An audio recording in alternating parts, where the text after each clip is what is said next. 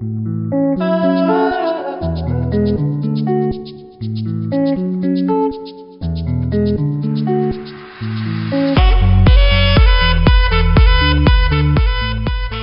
I talk to someone opening a hotel, I tell them to call Cintas. I've worked with them for years, and they're always leading the industry forward. And now, they're doing it again with Design Collective by Cintas. Gone are the days of all hotel employees looking exactly the same in outdated, mandated uniforms. Now, award-winning fashion designers at Design Collective by Cintas develop modern employee wardrobe collections.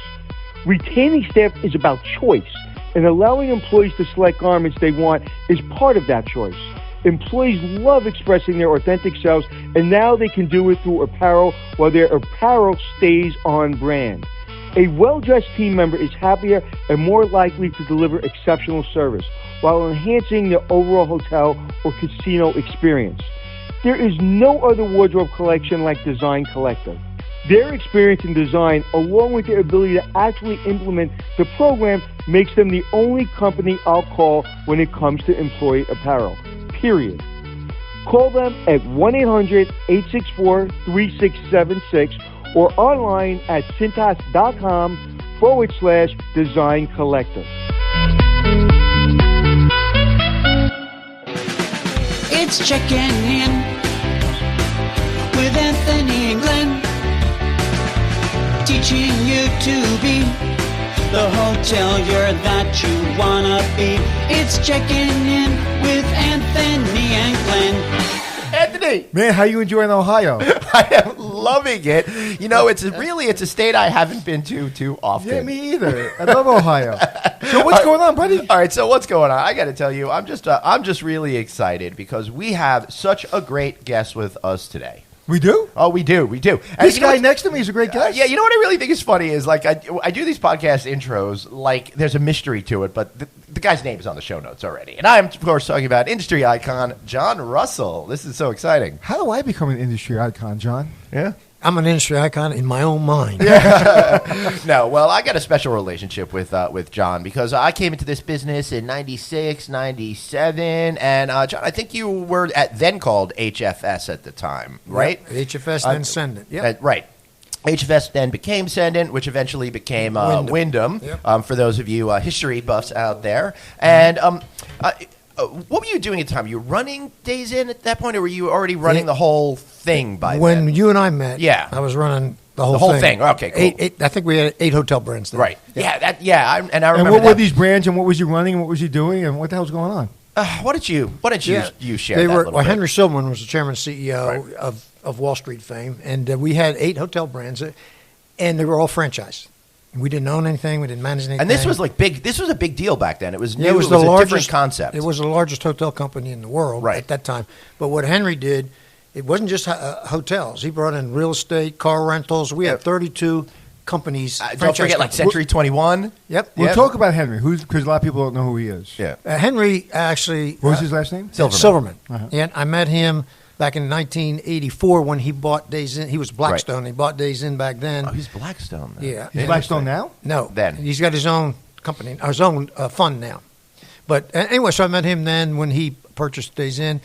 And then, long story short, it was private, then public, then private, then public. When I joined it when it was private the second time around because I'd had 2 stints with Days Inn. Mm-hmm.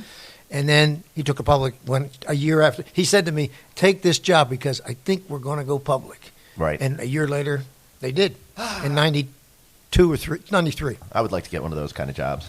You don't have one? This may go public. Our podcast may go public. That's true. It will go public up on Apple iTunes. Right.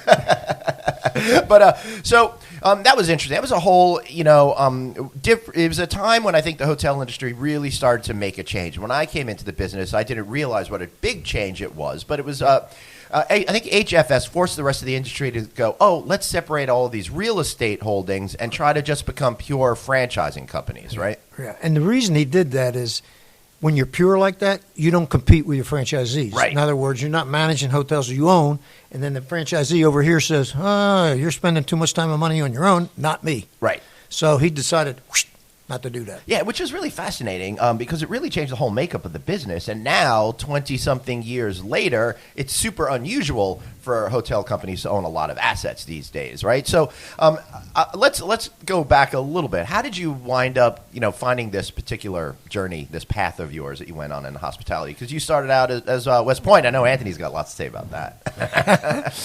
Okay, so since you mentioned West Point, we'll go there first. Yeah. And I was going to ask him for his first hotel job, but we'll get there second.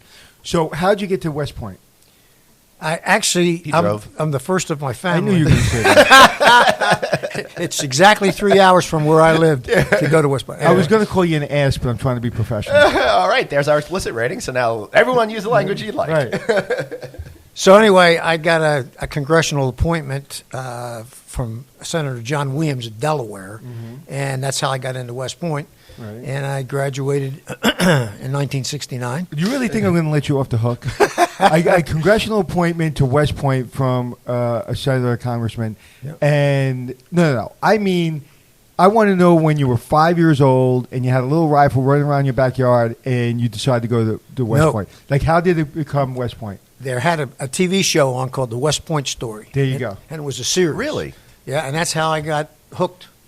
And then my brother went. Wow, the original form of content marketing. Yep. But then my brother went after I did 5 years later. And then my niece is 2008. She's Wow. Oh, congratulations. What a great family tradition. But when you were watching that, Yeah.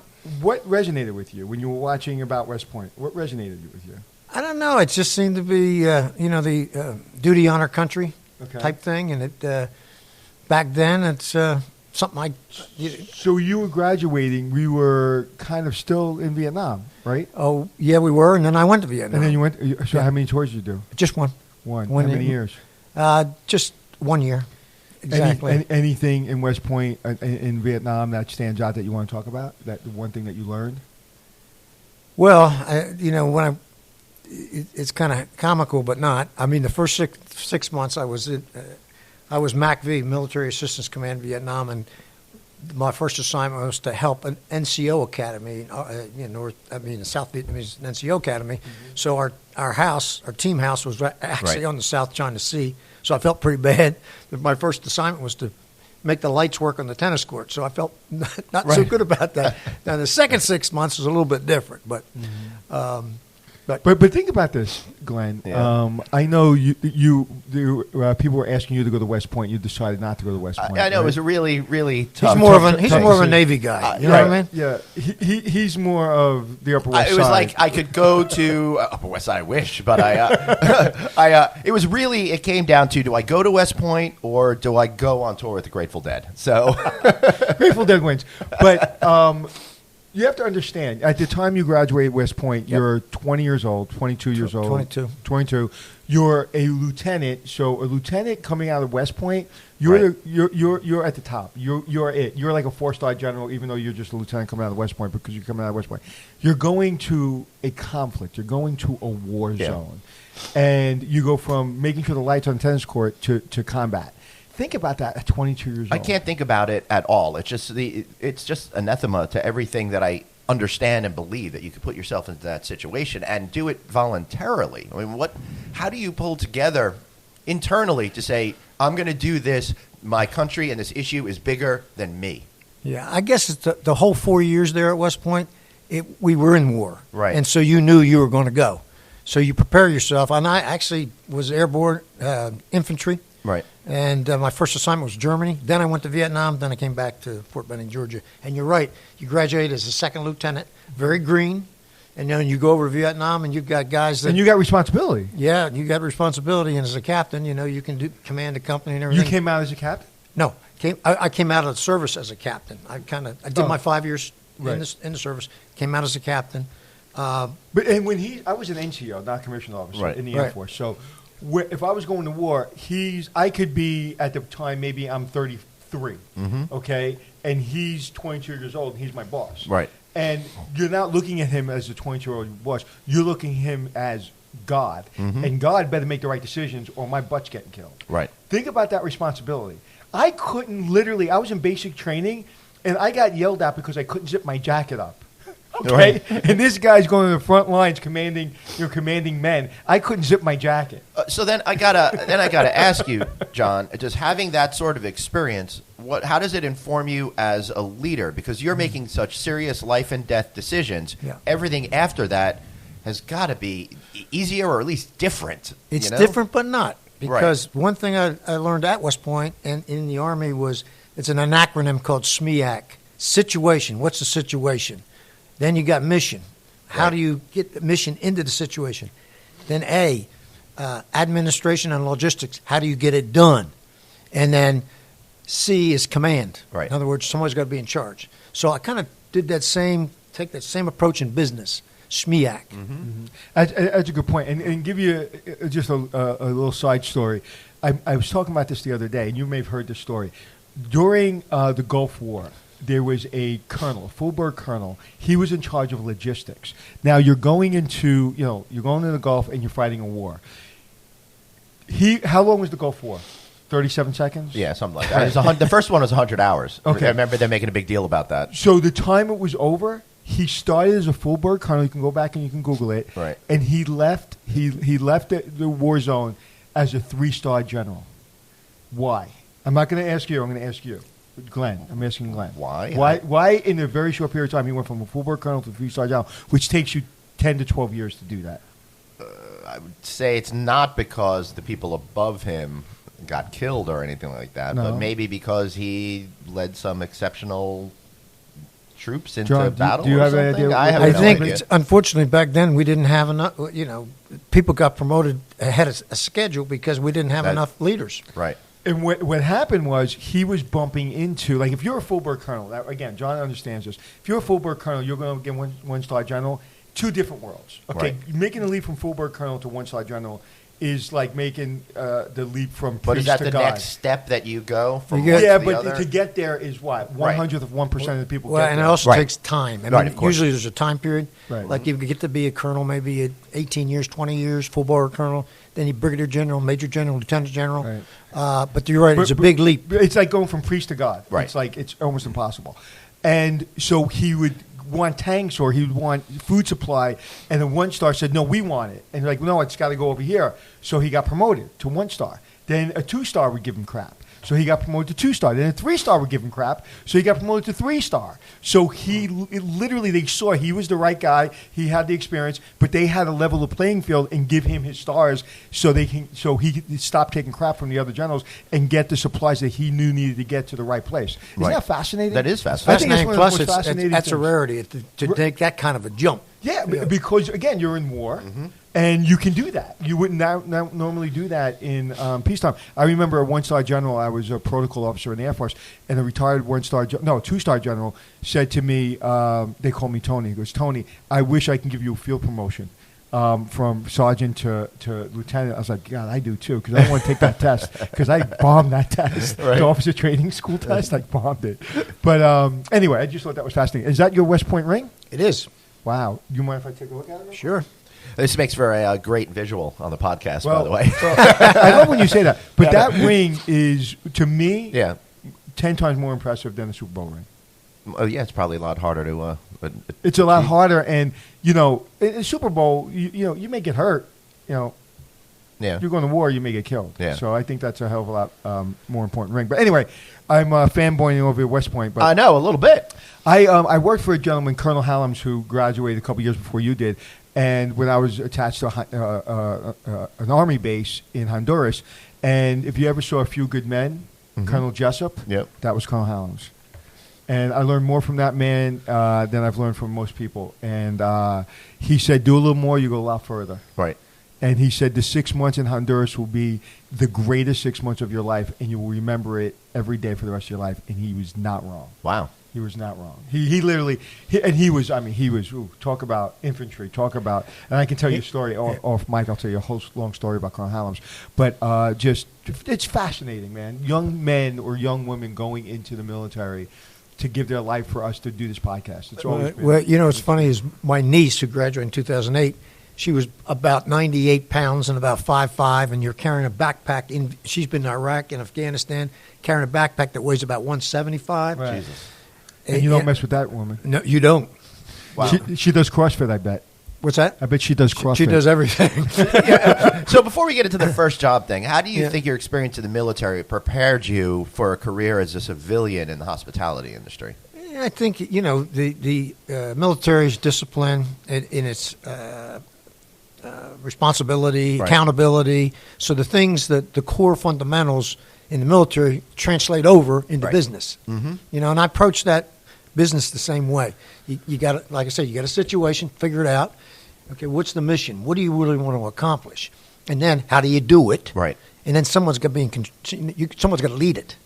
So that. Yeah, but he used a word that's not used very often Which anymore. Is accountability. Mm-hmm. Someone yesterday asked me, "What's the worst job?" I think you did, John. I did. You asked me, "What's the worst job I've ever had?" And you said you never had one. I never had one because I'm accountable for my actions. Mm-hmm. I took that job. They offered me that job. I've had jobs that sucked, but I never had a bad job because I always felt accountable. I'm in that situation. I have that bad boss or that good boss or not making enough money or being abused, whatever it is, because I put myself in that situation. Yeah. So be accountable to me is a word that really isn't used enough. Right. Another thing that I've learned in the military, it's my fault. It's always my fault. When I forget it's my fault, remember it's my fault. And that doesn't mean everything's your fault. What that means is start there. Right. Start with it's your fault and then work out. Don't start with, well, it was his fault. Right. It's like one of the things when I'm running hotels, first thing when there's a problem, I go, well, who did it? And everybody would panic. I don't want to get anybody in trouble. I don't want to fire anybody. I want to pinpoint. You want to know what the problem is. Where the problem is. Mm-hmm. Let's, cordon that off. Let's talk to that person. Let's get them the tools. Let's help them. Let's motivate them so it doesn't happen again. Let's appreciate their mistake and let's learn from it. So let's hold that person accountable, but it doesn't mean it's a negative experience. Yeah, I think that makes a lot of sense, and I don't see enough of that. I think we get into the bigger societal issue there about a loss of accountability for people on the blame game. But let's get back to you. Okay, Mr. Russell. So, you want to ask him that question about what his first hotel job was? Okay, I want to know the first day of your first hotel job. Oh, okay, a little backstory. All right, cool. I love backstory. We definitely do. So when I got out of the military, I went to work for a recruiting firm called Lendman Associates, and what they did was they would get exiting military officers, and they would put a show on in the city and bring 150 companies in, and then the officers, and then set up interviews that way. So one of my responsibilities was to find the locations where to have these. And we used Sheratons and Marriotts and everything. And I got a little bit more enamored with the hotel side than I was on the recruiting side. And I got an offer from Marriott and an offer from Sheraton to start in sales. So when I interviewed, and you might know this name, Bill Hanley was my first boss. Oh, my goodness. And then, by the way, I hired him back later on. Yeah. But anyway, he was my first boss, and he says, John, I'm a military guy. I'm going to give you a 6-month trial. So I was on a 6-month trial, and I came in a tour and travel sales executive. Tour groups, travel agents at the Sheraton Park, which is now the Sheraton Washington, which became the Marriott in Washington, D.C., 1,500-room hotel. So that was my first job. Wow. I was a tour and travel sales executive. So But how do you go from being on the front lines in Vietnam to selling hotel rooms? Good story. I don't know. No, actually, mentally, how do you handle that? Well, mentally, first of all, I did like the hospitality. I knew it. I like people, and I like the hotel business. So they gave me a break, and it probably shouldn't have, but they gave me a break, right? And that's how I got into it. And then I luckily in Sheraton, I stayed about 10 years, and went up the ranks a little bit. Got to Sheraton Boston, was the director of sales and marketing Sheraton Boston. Went back to Washington when they renovated the Sheraton Park into Sheraton Washington, and was the director of sales and marketing for Sheraton Washington. Right. Oh, so that's interesting. You did all this director of sales and marketing stuff. I had no idea because, I came in when you were already on the executive side of the business. And from my perception, that's where you had always been, right? I never had used any critical thinking to think, oh, maybe this guy didn't come to this job fully formed, right? So how do you make the transition from doing that kind of sales? Then I got to guess your next step was more in management where you started to try to bring in franchisees with the company, right? Well, with Sheraton, my thing was always managed, owned and managed hotels. And so I was about there 10 years and then was hired by Days Inns of America, which was at that time a regional company, both franchise and company owned and managed in Atlanta. That was September 83. Right. So when I left Sheraton, they I was responsible for the marketing and the reservations for Days Inns of America. And what they wanted to do was grow it aggressively. So they figured the Sheraton guy, that experience. So that's how I got over to Days Inns. And then I was there a year, and it was owned by Mrs. Dean Day Smith, privately held. They started the company. And then Henry Silverman came in and bought it like a year and a half after I was there. Put Mike Levin in as the CEO for Days Inns. Mike Levin is another industry icon who I'm working to get on this show soon enough. Yeah, he just retired. Yep. Officially. Yeah, sure. On his business card it says almost retired. Yeah, right. He's had that thing for 30 years, almost retired. Right. Yeah, Mike Levin, just a quick history lesson, big industry icon, came up through those ranks, worked with you for a while, eventually went and started the Microtel brand and other stuff.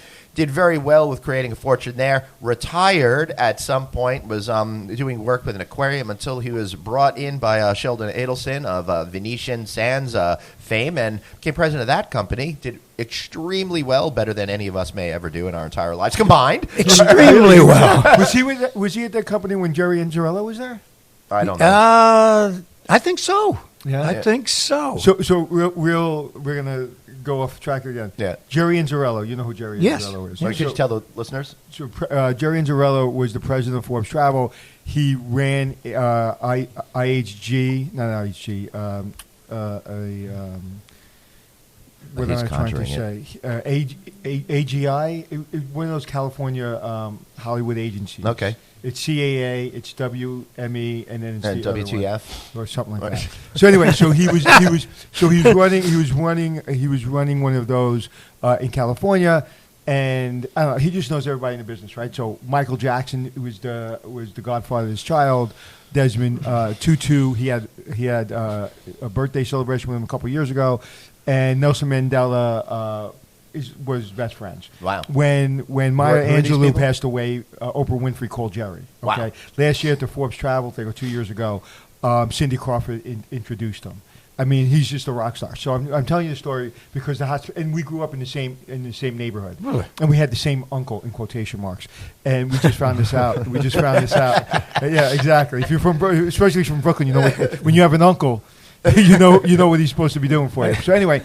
So me and Jerry fall in love. We have this great relationship. He decides to take a job in Saudi Arabia.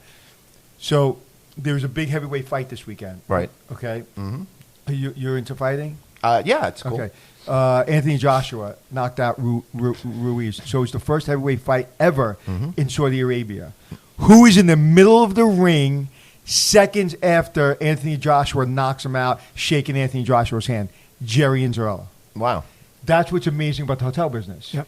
We run hotels, but then all of a sudden you're in Saudi Arabia shaking the heavyweight champion in the world's hand. You know what? You can't get a better industry than our industry. No, I mean, it's kind of like the entertainment industry. We just won't make as much money, but right. But I literally the first day of my first job as a hotel industry journalist, my editor in chief said to me, "This is outside Hollywood. This is the most Hollywood-like business you are ever going to be in." And I've remembered that all these years later because it's so right on. You can meet a truck driver one day, and then the next day you're meeting the President of the United States coming to your hotel. I was in the elevator with Joe Biden last night. Right, wow. In the hotel. Wow. In the hotel. So you in Ohio? Did he hire you to be a campaign manager? He did. Oh, yeah, of course he was in Ohio. Yeah. I thought it was Baltimore. Well, that guy gets around. No, and because he's going around the country. He's from my home state, Delaware. Yeah, right. Oh, is he? Yes.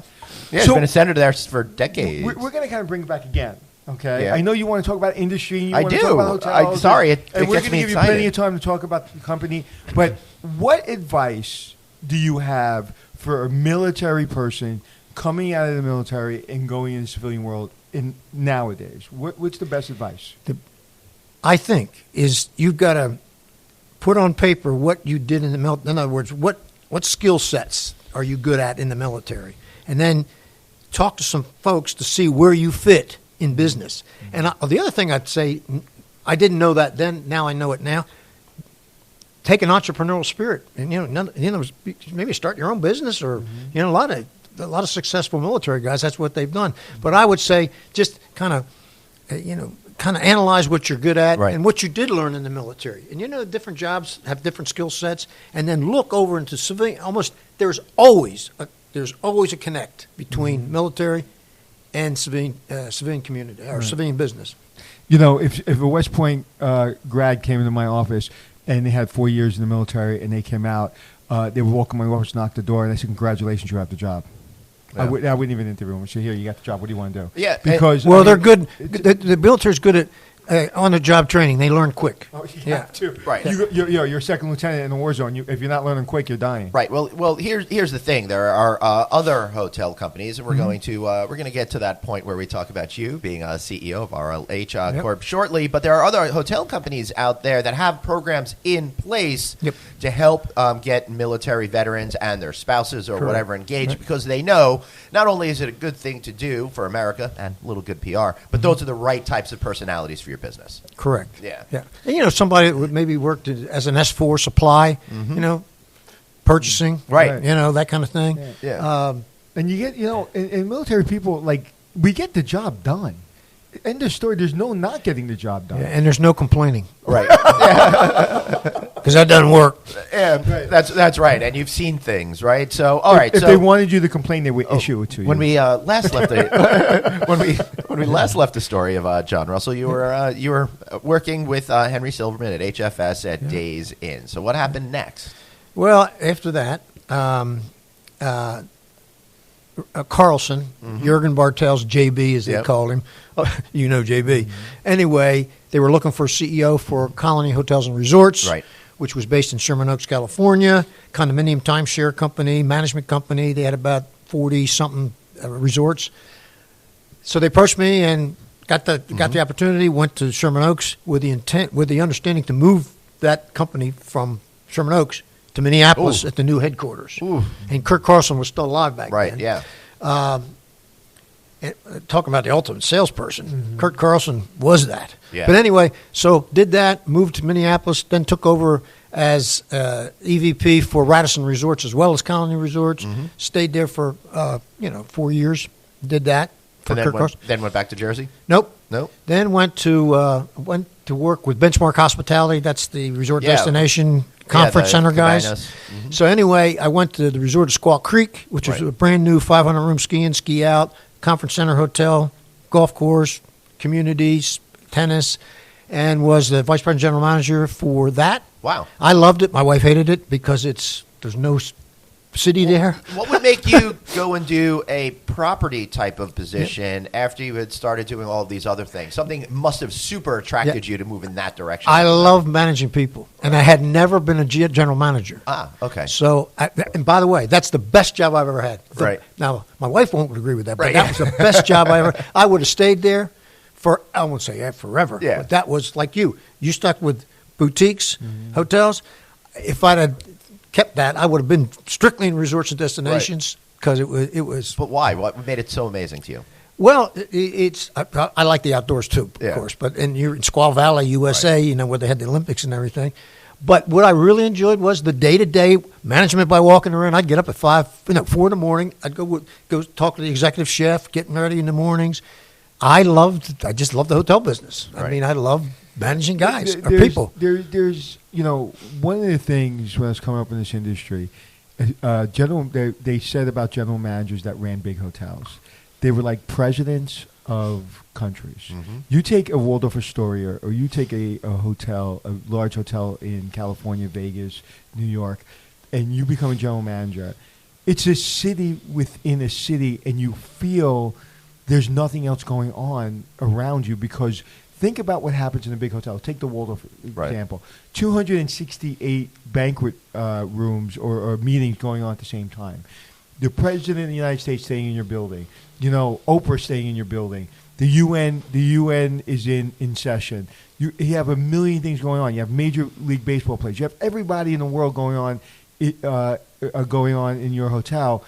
So you really can't think outside of the walls of your hotel because it becomes a little city. It's a city. So it's all encompassing. And then you're being the general manager, you're the king or queen. So anything you want, everything from suites to room service to dry cleaning to parking, I mean, you treated really well. I remember shoveling snow outside because we didn't have a covered parking deck.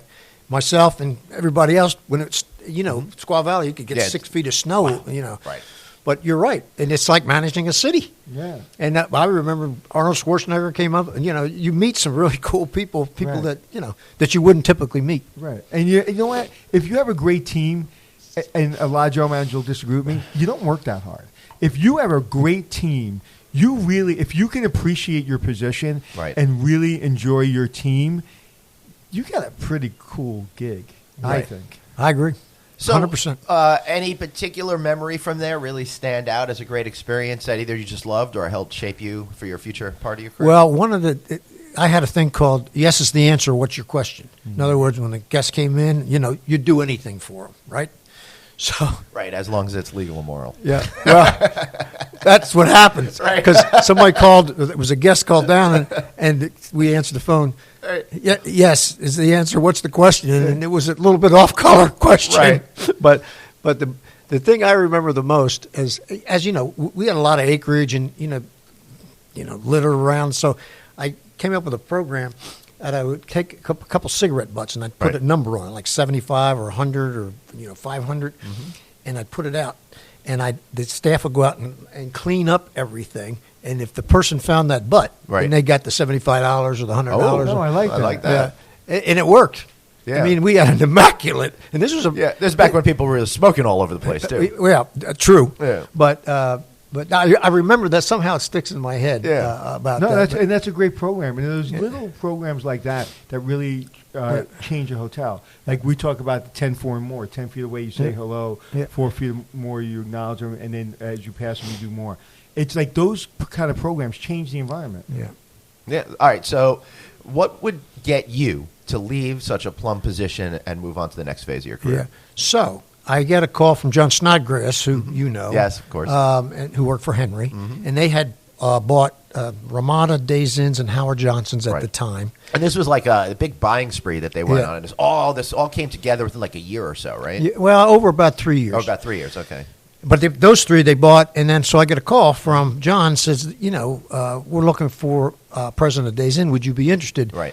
And quite frankly, I really wasn't, because I was having that. Right. So I said, John, I don't think so. I just got here. I really like this. And so I told my wife about it. She says, idiot, why didn't you pursue it?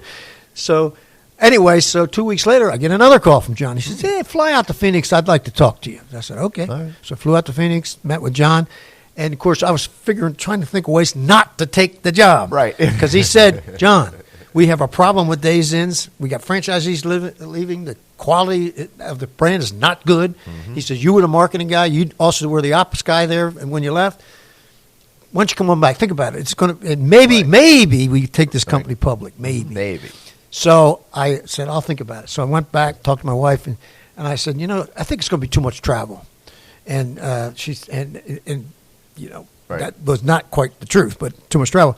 And I said, yeah, it's going to be too much travel. And I told John, I said, no, John, I respectfully, I like it here. I'd like to finish this out. Right. So he talks to Henry, and I used the thing about travel with him. I said, it's too much travel and the family and the kids and stuff. So Henry Silverman calls my wife on the phone. I'm out playing golf with customers on a Friday afternoon. And he went through. He says, Betsy, John's not going to travel more than 20% of the time. And he gave me a little list. And he said that you were opposed to this because she said, no, I'm not opposed to it. She says, he'll take the job. He'll take the job. So I came back from playing golf, and she said, pack your bags. I said, what are you talking about, pack my bags? She said, we're going to New Jersey. Wow. You know what's great? He still works for a 4-star general. Yeah, my wife. So, exactly. In retrospect, that may have been the biggest decision you've ever that she made. Correct. To make. It was the best decision. She made a good decision? She made a great decision. So that's an interesting thing to me, just existentially with life and stuff like that. So sometimes there are decisions that we make that we don't want to make that could ultimately change everything and set us down that path that would make us ultimately happier than we ever would have been otherwise. Yeah, I just, but that said, I really enjoyed that job. Yeah, of I course. really did. And I really did. I was hiding underneath my desk at the Lucerne Hotel on the Upper West Side because I didn't want to take the Algonquin job. And I was so upset, I just literally hid underneath my desk for an hour just to be able to get away from everyone. And I eventually took the job, but I was scared and I didn't want the job. I didn't want the job, and it changed everything for me. Yeah. And that's same with me, because now you're in a franchise company, and Days Inn was listing back then, Right. and so I took the job, and it was a challenge, but I liked it. Right. We sold more franchises. I got the quality of the brand up. They had happy franchisees, so we almost doubled the size of the company. What was your biggest challenge? Yeah. Wait. It You was said a- we had challenges. Like, what was the first thing that took your breath away? Well, the unhappiness of the franchisees. Right. They thought that, they had gone through some ups and downs, and Henry bought them, and they were on a down, and it was Right. still down. Right. And I looked at it, and I knew Days Inn from having From worked there previous before. experience, yeah. So I kind of knew the franchise community. I know what the issues were. Right. Quality was very poor. So we came out with a 5 Sunburst quality rating system. Right. The guests would see they only want to stay at 3 and 4, 5. They wanted to do with 1 and 2. That raised the quality of the chain up very quickly. And then we did brand awareness, marketing programs. We had Willard Scott, all that stuff. So to me, it was a challenge, but it was fun because Right. I knew what to do. I mean, I kind of felt it, and I hired some good people, like you said, great marketing guy, good franchise ops guy. So we did that and took double the size of the chain in about 2 years. Wow. 2.5 years. Well, that's pretty amazing to reverse course It took you when so long. everybody has such anxiety and crabbiness and stuff like that, and Yeah. turn it around, and then to be able to propel it so forward in such a dramatic fashion. So that must have set you up then for the promotions when you started to just run everything over there, right? Yeah. The second thing, anyway, so I stood there 2.5, and Henry had, as I said, Right. had purchased Central 21, ERA, Coldwell Banker, and then soon he Right. would have 7 others. So just one moment on the strategy behind that. The whole idea was that I think, this is going back a long time, but at all phases of your journey in life, they would be there, right? So you're moving to another town, you need to stay in a hotel, and then you could use a real estate agent in order to buy a property, that kind of philosophy, right? Yeah, and it's the franchise business. I mean, it's a pure franchise business. Right. And Henry knew, and he knew you could amass a great database of guests, Right. buyers and sellers, Which is crazy because databases then were nothing like they are now. Correct. And what fourth vision to see? Could we do something that's going to not make you happy? Oh, nothing you do makes me happy. What's the difference? Because when you do No Vacancy podcast, That's right. there's a lot of people listening to it that are very entrenched into the hotel industry. When we do this podcast, there's a lot of people entrenched, and there's a lot of people kind of casual, right? Because they listen because they just enjoy the podcast. Tell me why a franchisee would be so upset with the brand. That's a great question. Yeah.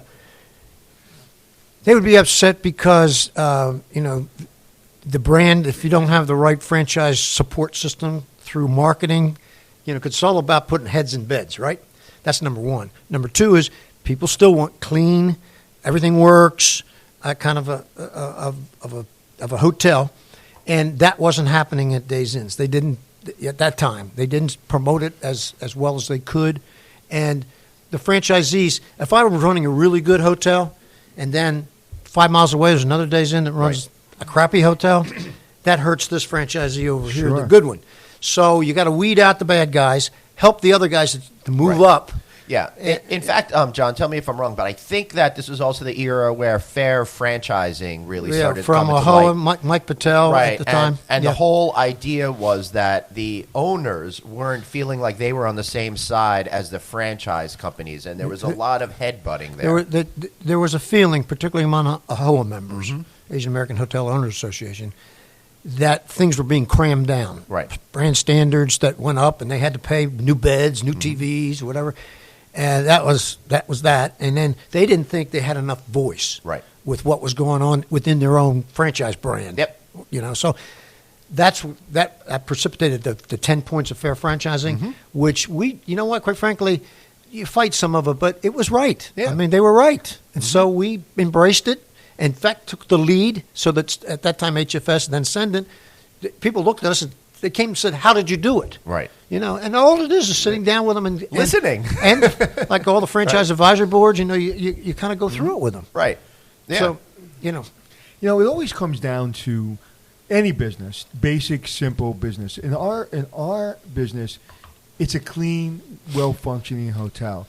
It's like when you were, in the military, and you got your bag and your weapon.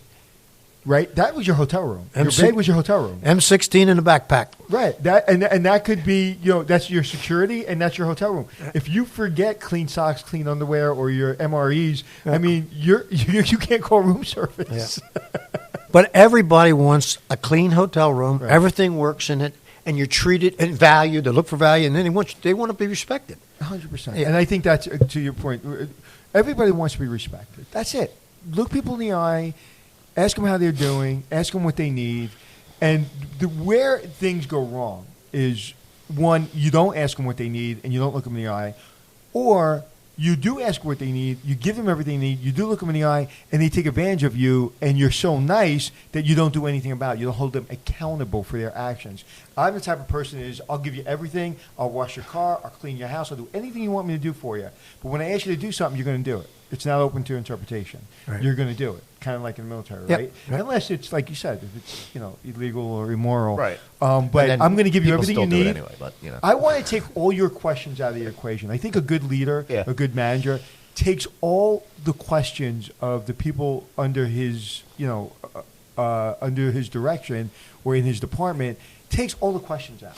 So when there are questions that you have time to process. You're not processing 100 questions. You're processing one or two questions you didn't think about.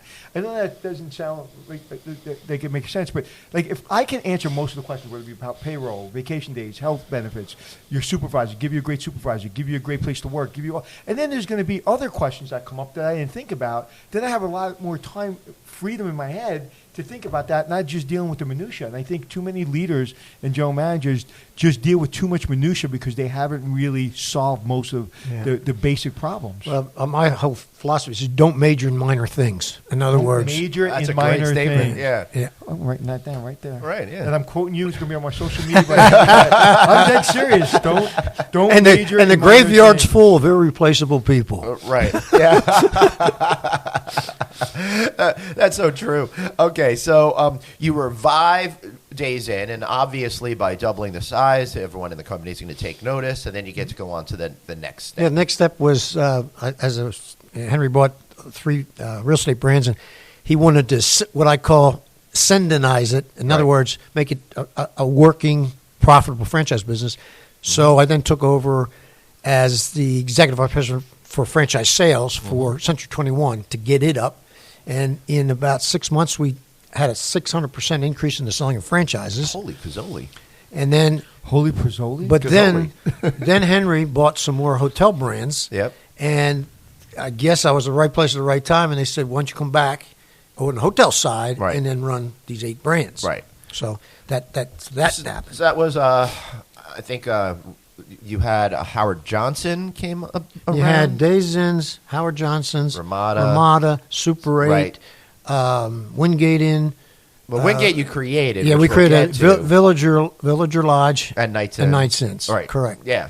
Yeah, it's hard to believe. A lot of those brands are still with that family, although some have Where's Howard Johnson nowadays? It's still at Wyndham. Which is formerly Senate. And they just had a whole revitalization. Yeah, they've been trying for years and years and years, and they finally seem to be rolling out a more of a retro hotel concept. Kind of think the TWA hotel, but Howard Johnson was thinking about it first, and they were doing it obviously on an economy level. Well, the legacy brands always have a challenge. You know, whether it's Howard Johnson's or Days Inns, they've been around a long time. Right. Still got a lot of product out there that maybe needs to be refreshed, and maybe also meet the needs of today's traveler. Right. That's a little different than it was 20 years ago traveler. Yeah. People are more experiential. They want more experiences. Yep. They like to engage in the local community, some neat things to do with the community, you know? Mm-hmm. So that's what's happening in not just almost all the hotel companies. You see, and I'm so confused anymore. There's about 154 brands out there now. I know. It's too many. If we're confused, what do you think the guest is? I mean, I stopped thinking about it. People ask me all the time, "What's your favorite brand? Who owns what brands?" I'm like, A, B, C, D. I got to go. Right. I have no idea. There's so many. I have no idea what's going on anymore, and too many of them look alike. Right. But you had all these 8 brands in the family, ones that you had acquired, but then the company decided to launch their own brand, which became Wingate. all new build at the time. Right. All new build. And that was the first time you had ventured on that, because a lot of the those legacy brands that you had taken were a lot of conversion brands, et cetera, while there were new build options, I bet. So what was the philosophy behind that? And I believe it was Keith Pierce who launched that brand as Keith leader, Pierce right? did. You were correct. Yeah. You did. Yeah, we saw a niche that wasn't filled, and it's that kind of like a select service type. Yep. They'd Geared call it towards a business It traveler. was business traveler, and it was business locations primarily, all new builds. I tried to convince Henry to build the first one himself, Right. and put it at the Sendon headquarters. Right. So Which a lot of companies now do. but to he prove would, concept. but he wouldn't do it. Right. So he wanted a franchisee to build it. Right, of course. Which they did. The first one I think was in Alpharetta, Georgia, in that range, or that area rather. And then so I think today they've got 350 or 400 of the Wingates out there. But yeah, that was all new build. Yeah. Yeah. That's pretty awesome, Anthony. So where are you today? What are you doing? Well, today.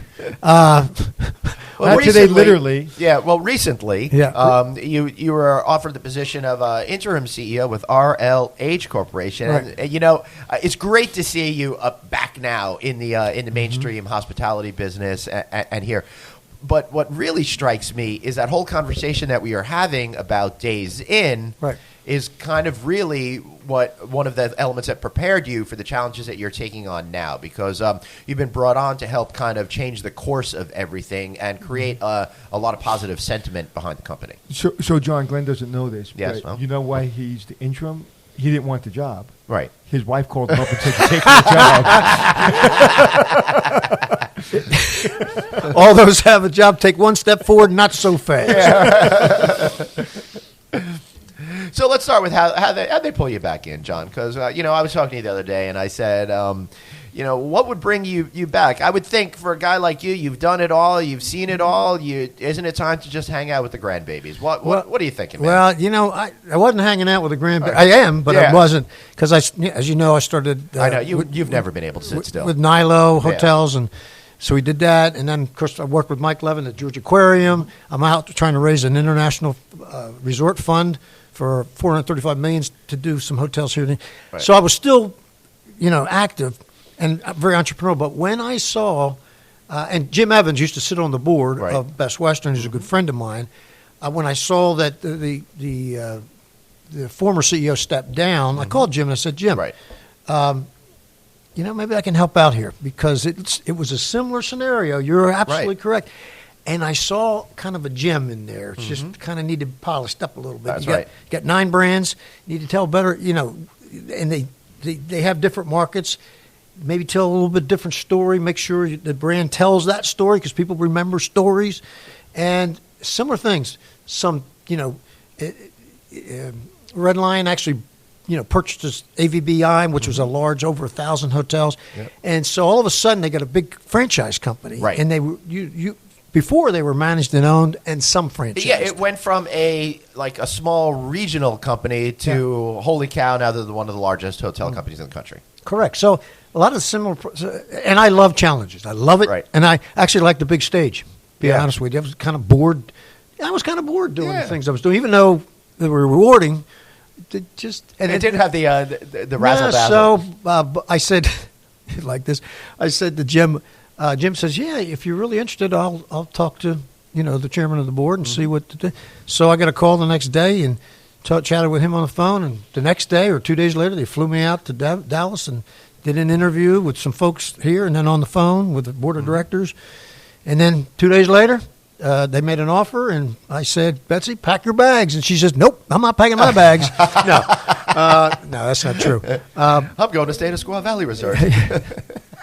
But she likes big cities. Well, Denver's a big city, so that's a good thing. But anyway, so then Sunday or Saturday made the offer. And Sunday I packed my bags and flew out on Monday. And so what are those first few weeks like? First week? Well, yes, but what are those first... Your first week now? Yeah, yesterday was 7 days. Wow. Yeah, so what is it... So when you first come on and you have to quickly make course corrections, right? I mean, no matter where the company was going, when that former CEO was no longer there, you need to come in. You need to make sure that immediately everybody is cool and confident and ready for whatever's going to come next. How do you achieve that? Well, I think the first day, because it's a publicly held company, they wanted to wait till all the proper announcements were made on Wall Street. So that Tuesday morning was my first day last week, and one of the first orders of business was have an all-employee meeting, and also remotely, to announce myself, and then I kind of told them the direction that the board that wanted to go in, and that's basically sell more franchises to existing franchises and new franchises. And to focus, getting them open quickly so they can make more revenue quicker. We can too. And then look at all the programs to say, does it really add value? Does this program really add value? Yes or no. If it doesn't, get rid of it or don't do it. And then the most important thing, when you have a big company like this, is retention.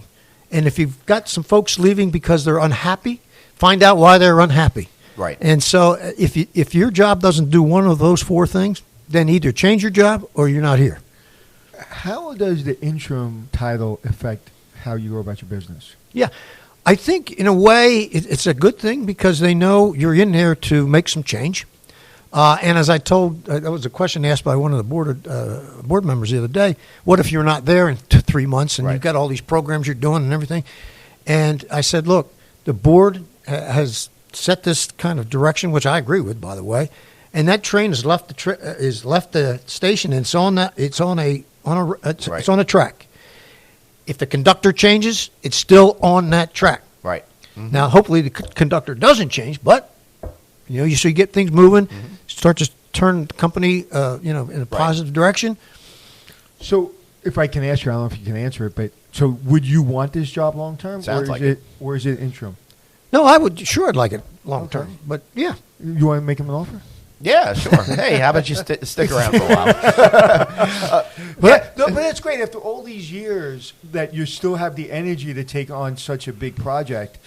I mean, again, I've been in business a long time, 34 years, and I get tired. Like, you still, you graduated West Point in 1969, you said? Yeah. Mm-hmm. I mean, so you've had this energy since the day you've been born, and it seems like it hasn't gone away. No, and first of all, I got a passion for the business. Right. Well, I can definitely feel that. I think you have a passion for life. I think it transcends the business. But and I like challenge. I really like challenges, and I see a great platform. It just needs to be tweaked and read a little here and there, and So let me ask you. I'll ask you the hardball question. What makes you think you can handle it now? The world has changed so much. Technology has really overtaken this business. It's very different than when you were running a hotel company previously. Glenn. What? Yeah, good question. Thank you. I also did some pointing and stuff like that to really seem like I was going at it. You're very rude, but it's a good question. Well, luckily I have some techie children. No, but it's you just listen and learn, right? And then you hire people that in the jobs that you don't know, right? And the right people, like you said, you hire the right people and you trust those people, and you were the commander in chief kind of like thing, right? Totally. But you're only as good as the people that work with you. Right? And you're also in a situation of there may be things that you don't know. How do you uncover that sort of stuff to make sure that you're fully prepared to make the absolute perfect decisions? Well, back to Anthony's question. Yeah. The first week, I drilled down on every department except for one. I got that when I get back, IT. And then listen and show me what you're doing. Show me the budget. Show me the plans. Just let me absorb all this. And it was so great to have a conference that you can speak to the franchise community and have them validate or not validate what is good, bad, and ugly. So, when you're in a role like that, when you're taking on something so big and so large, I find, at least in my career, is don't be stubborn 99% of the time, But that 1% you have to be stubborn. You have to die where you're standing. And I think too many leaders and too many managers are stubborn in the wrong instances on little things that don't matter. And when it comes down to getting everyone on your team and you have to be stubborn, you have to make this decision, they're so weary of you always being stubborn that they're not going to be behind you. So what I find is when you turn around a big company like this, is be open to people's opinions. Be open to leaders around you. Say, I was wrong, you were right, fine. But then that 1% where you have to stand there and take the bullet, you got to take the bullet. Correct. And everybody's got to listen to you, and if they're not listening to you, then they got to go somewhere else. Correct. Absolutely correct. Yeah. But you do want to have the employees embrace at least the vision. Right. And Absolutely. then, but you're going to have to make some. There are going to be some tough decisions. And there shouldn't be that many. Like those tough decisions shouldn't be that many because everybody's on board with you and everybody embraces the vision. So when they're when 50% of the team's on this side and 50% of the team's on that side, and you have to make 50% of the people really upset, if they believe in your vision and they believe in your integrity, which is another word that's really important nowadays. In your integrity, those 50% of the people may be upset, but they're going to trust you. And I think that is the most important thing we have as leaders is trust. I think what they really want, I'll always think, you got their back. In other 100%. words, not them and the franchisees. Hey, look, we're going to make some decisions that might not be exactly what you want, but I'll listen to you, and I've got your back. Right. I want you to be successful. That's the passion for franchising. You put people in business for themselves, but not by themselves. Right. They're entrepreneurs. Right, and that was always the saying when Roger Bloss ran Vantage Hospitality, which then was sold to Red Line, which is now RLH. Right. So, is that, by the way, is that tagline used? Because if not, that's going to be a new tagline of Hospitality Success.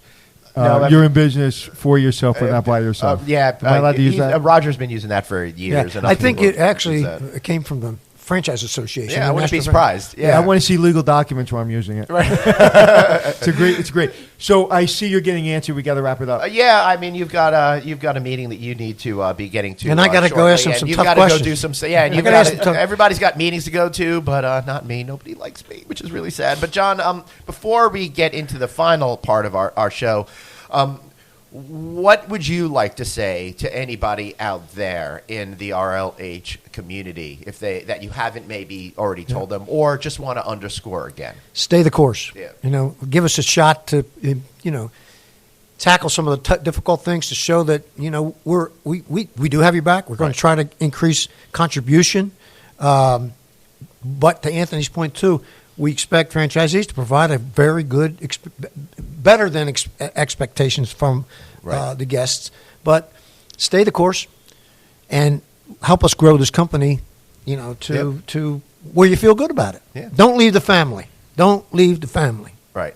Excellent. Don't go against the family, Fredo. All right, so we'd like to wrap up. We'd like to wrap up each show with one final question for our guests. Tell us something about you that we don't know. It doesn't have to be hospitality related. It could be something just about you as an individual. Something that you don't know. Yeah. He has great hair. If you don't, we all know that just by looking. Something that you don't know. You actually know most of it. Well, what do you, like? It could be something personal, like what's your hobbies, like but I guess I tell you what you don't know. Okay, I wanted to be a movie actor. Really? Yep. Well, you definitely have those dashing good looks. No, but I did. In fact, true story, when I left, quote, retired from Sendent, I was going to try to pursue, even at that age, I was 51 then, I think, is try to do that. But I got sidetracked with Peter Yesowich. And yes, I remember you did that. Yesowich, Pepperdine, and Brown. And Russell. Because you came on as a partner with them. Yeah. So, but that's a true story. I always have wanted to do that. Actually, to be honest with you, I kind of wanted to do what Anthony does. Right, but back then they didn't have the TV show kind of thing going on, right? So it would never even entered your mind to do that. No, but I enjoy talking to people. I enjoy the big. And there's no doubt in my mind he's going to be doing it one day. There's no doubt. I mean, between his voice, his good looks, his personality, he's got it all. The other thing is that's about the only thing that grows on me anymore. Anyway, one other question before I get to what's the question you have to ask me? Tell us something we don't know. Oh, yeah, I know that question. Of all the things you've done, how much has West Point impacted your life from a perspective of you and me up for a job? You're a West Point grad, you get the job. How much? I believe it or not, I weave West Point in everything I do. Duty, honor, country, integrity. That kind of drives me. And I go to all the Army Navy games. I see all my classmates. I just came back from our 50th reunion. Yeah. But it does. It's kind of like it's the foundation for anything I do. Right, not just the it's a gold stamp very early on in your career. Yeah. The first thing when listen, I interview a lot of people. We talked to a lot of people. As soon as he said West Point, I said, you got my attention. I was like everything else, honestly, it doesn't matter to me. You went to West Point. That matters because of all the things that it means not to only our country, but the kind of individual it takes to get through that. And so, we went in with 1201. We graduated 801. So right. A lot of people go by the wayside. Yeah. And can I probably shouldn't end the podcast this way. Well, we won't because I'll ask you tell us something we don't know, and then it'll be fun and jovial. 801. Again. How many people didn't return from Vietnam? In my class, it was. We just went to a Vietnam War memorial for our fallen classmates. I think it was 28. Jeez. That didn't. I think we've lost 150 some, but most of them for right. other things. So I think it's 28 is the number. Right. So imagine graduating college, because that's basically what he did, and within 4 or 5 years, 28 classmates. I can't even imagine. It makes me think, especially after you've been out 50 years, about the lives that these kids didn't get to lead, and that they would sacrifice themselves so I could be sitting here today and having a conversation with you. It's amazing. I don't care what hotel company you run or any company you run. It's like, to me, it was all said the day you graduated West Point. So thank you for your service and thank you for your dedication.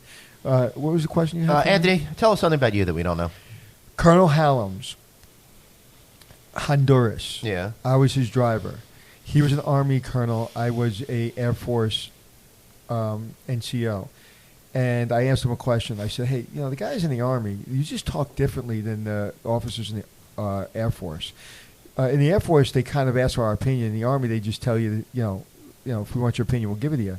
And he said, what did you do in the Air Force? He didn't call it the Air Force. He called it the Air Force. I said, well, I was a protocol officer like I am for you. He goes, all right, if you had a real job, what would you do? I said, well, I fix missiles and airplanes and everything. He goes, okay, I'm an infantry guy, okay? If you're fixing a missile and airplane, I need your opinion because I don't know what wire to move around.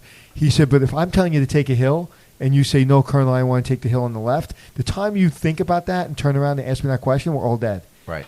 He goes, that's the difference. I was like, done. And that's changed my life because there are times when I need your opinion, desperately need your opinion, and there's times where if I want your opinion, I'll give it to you.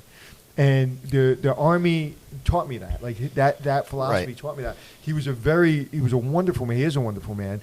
But so sometimes there's situations like when you're taking over a major company and you have to do a lot of decision making. There's some moments where if I want your decision, your opinion, I'll give it to you. So I understood the differences of when I need collaboration and when I need you to just do what I ask you to do.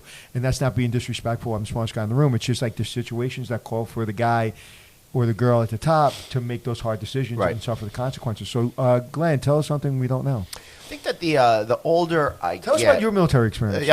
I'm going to tie it into that, my lack of military experience. And I think that the older I get and the more people that I meet in prominent positions, such as both of you that have achieved so much with that military background, I can't help but wonder if I would have been better off if I had gone down that path, if I had learned some of that more discipline, how it would have changed me as a human being. Now, I know that I probably couldn't have kept up because I have some physical deficits that other people can't have, and I probably would never even made it, through the whole thing. But I do feel a little bit guilty because I have been able to get so much simply by living in this country on the backs of other people that gave their lives. But think of where you were at 18 years old. Mentally, could you have handled it, and would you have wanted to handle it, or would you have tapped out the first time you had adversity? I couldn't handle it. I came. I remember I was. You could have I guess, handled it. In 1991. I was 21 years old in the Gulf War, and I couldn't even imagine those people that were my age that were going So into you that couldn't handle situation. I don't know if Right. I don't know if I could have handled it until I was in that situation. Right. On the sidelines, I would not think I could handle it. I'm not going to, say, "Oh, I'm going to be the real man and I'm going to go and do this and that." But I don't know. You know, one of the things I got from the military, and when I graduated, I really thought all the things that we suffer with from society, from racism to sexism, like I didn't see it in the military. We were one family, man. It's colorblind. Right. It really is. And you know what? That's a very good point. The military is so diverse. Right.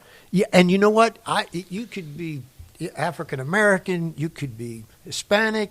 We don't look at it. The military doesn't look at you and put you in a box. Male or female now, especially now, male or female, it doesn't matter.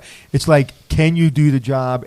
And so when I came out, like, I was like, oh my God, nothing's changed. But in the military, man, we're just all people, and we're all just trying to do the best we could. And you got to turn to your brother, your sister next to you, and you got to like, hey, it's your turn to save my life today. Right. Not that I was in war in any way, shape, or form. And I was never in the danger that you were in. Honduras was back then, Central America. Yep. Wasn't great. Our buses got blown up, and we got shot at. I didn't get shot at, but some of my peers got shot at. So it wasn't war, but it wasn't the safest place to be. And it's just, I think it just. I would put my 3 girls in the military right now. If my wife would allow me to, I would put them in the Air Force tomorrow. Wow. And you know what my wife would do? Divorce me tomorrow. Yeah. You know what? Actually, it would be because people at 18 years old, you don't know what you want to do, right? But if you had two years in the service, accountability, responsibility, and you figure out kind of what you want to do, right? I mean, I hate to say that, but I'd be a proponent of that. Right. I really would. Man, if I ever became president of the United States, the first thing I would ever do, I would try to get that enacted. Yeah. Right. Okay, we do have to get this wrapped up because I know both of you have to go places. Unfortunately, I've got nowhere to go. Mr. John Russell, how can we find you? Shameless plug time. Go for it. How can you find me? I find give a plug for RLH, social media, whatever website. you need. Yeah, all that good stuff. Yeah. John.Russell at redlinehotelcorp.com. And on Facebook. Yep. But if I'm a franchisee, how do I find the website? What's the website? www.rhl.com. Yeah. All right. So I'll put that stuff in the show notes as well. It was great seeing you. I'm so glad that you are back in the business. And to everybody out there that might be affiliated with the RLH family, listen to what he says. Give him a shot. Pay attention. And roar. And roar. Anthony, any final thoughts? How can we find you? You find me at Anthony Hotels, anywhere you want to be on the internet. All right, beautiful. And I am at Traveling Glenn. Be sure you subscribe to the Checking In with Anthony and Glenn podcast if you can about this. We're on Apple, iTunes, Google Play, anywhere you can find podcasts, as well as my No Vacancy podcast, Hotel Design podcast, Hotel Tech podcast, and Business of Hotels. So for Anthony, Mr. John Russell, and myself, Glenn, thanks for checking in.